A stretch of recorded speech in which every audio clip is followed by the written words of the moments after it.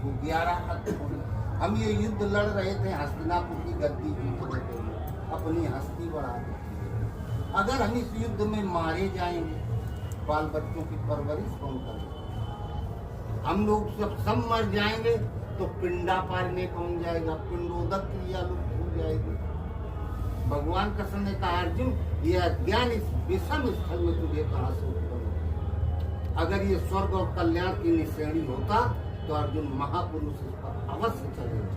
भूल करके भी महापुरुषों ने जिसका पालन नहीं किया, ये सिद्ध है अज्ञान है, ज्ञान है नहीं। यदि आपके पिंडा पालने से पूर्वजों का उद्धार हो जाए तो फिर पिंडे पार दिया जाए तो फिर ये राजा महाराजा ऋषि मुनि जंगल में तपस्या क्यों करते?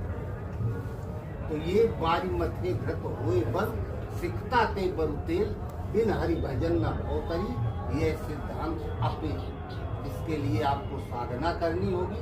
पिंडा पालने से वो तो ये होता है कि हमने पूर्वजों के नाम पर भाई किसी को खिला पिला दिया, बस उतने, उनको उसमें कुछ मिलना जुलना नहीं। आप जो कर रहे हैं अपने आजकल ये एक परंपरा बनी हुई है, हमारे घर में तो होता है, हमारे यहाँ तो न्योता भी आता है, हम जाते खाने के लिए, तो श्रावण जो जो जो आते हैं ना वो महीने, श्रावण के महीने में जाते हैं न्योता खाने के लिए। तो ये करना उचित है अनुचित है कुछ? क्योंकि यहाँ पर जब महाकुंभ में हमारी टीम आई तो कुछ संतों ने कहा कि नहीं ये श्राद्ध व्राद्ध नहीं करनी चाहिए, कुछ कहते नहीं बेटा करना चाहिए, ज़रूरी है। तो पवित्र गीता में इसके बारे में क्या बताया गया है, इसके बारे में हम जानना चाहते थे। नहीं, गीता का तो हमने बता दिया, गीता में तो इसे अज्ञान बताया गया। अब आदि कवि वाल्मीकि जब राजा दशरथ मर गए तो उनकी भी 13वीं हो गई, और जब चित्रकूट में भरत के साथ पहुंचे चतुरंगिनी सेना विद्वत परिषद के सहित भरत राम जी के पास, राम जी को बताया गया पिताजी को, क्रियाकर्म सब हो गए। लेकिन आप ज्येष्ठ पुत्र हैं, जरा एक बार आप भी करते तो राम जी ने कहा भाई बताओ क्या क्या है? भरत सब पूरा सामान लेके गए थे, राशन पानी सहित पूरी व्यवस्था लेके, हाथी घोड़ा चतुरंगिनी सेना, बच्चे बूढ़े जवान, तो क्या क्या लगता है इसमें किया जाए? तो लिस्ट तैयार हुई।